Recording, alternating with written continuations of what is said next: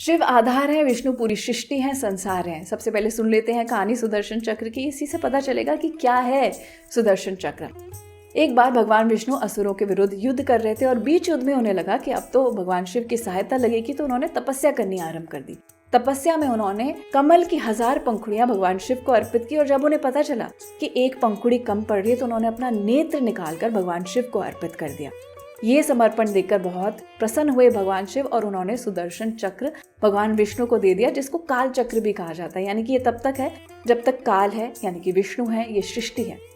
तो क्या है सुदर्शन चक्र? आप सभी को पता है कि एक प्राणी के शरीर में 112 ऊर्जा के चक्र होते हैं, जिनमें से 7 चक्र बहुत ही महत्वपूर्ण होते हैं। तो जब कुंडलिनी जागृत करनी होती है, मूलाधार चक्र से सहस्रार चक्र तक शक्ति ले जानी होती है। अब मूलाधार चक्र से अग्नि चक्र, यानी कि जो आपका तीसरा नेत्र होता है, वहां तक शक्ति ले जाने के बहुत से मार्ग हैं। और जैसे ही शक्ति अग्नि चक्र तक पहुंच जाती है, आपका जो परसेप्शन होता है, यानी कि जो आपकी सोचने समझने की क्षमता और अनुभूति करने की क्षमता होती है, वो आम जनमानस की तुलना में अत्यधिक बढ़ जाती है। यानी कि आप माया के परे जाकर चीजों की अनुभूति कर पाते हो, उनको सोच और समझ पाते हो।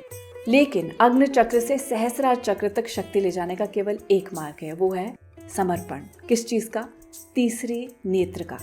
यानी कि जो भी सोचा समझा, जिस भी चीज की अनुभूति की, उसका त्याग कर देना। सहस्रार चक्र का जो चिन्ह है वो है 1000 पंखुड़ियों वाला कमल।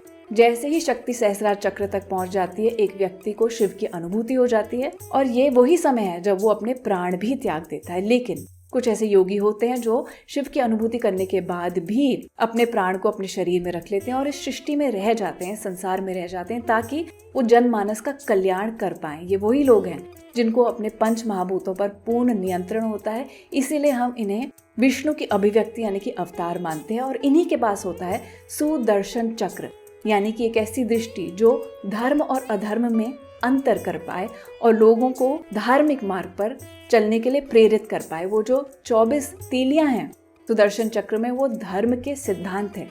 ऐसा व्यक्ति अपनी धार्मिक सोच से अधर्मियों की सोच का विनाश करने की क्षमता रखता है। और जब सोच का विनाश पूर्ण नहीं पड़ रहा होता है, तो फिर वो कोई ऐसा कार्य करता है जिससे अधर्मियों का पूर्णतः ही विनाश हो जाता है। जब ऐसा व्यक्ति धर्म के लिए कोई कार्य करना सोच लेता है, तो फिर वो कार्य पूर्ण हो ही जाता है। इसीलिए कहते हैं कि सुदर्शन चक्र जब कोई कार्य करने के लिए निकलता है, तो वो उसे पूर्ण करके ही लौटता है।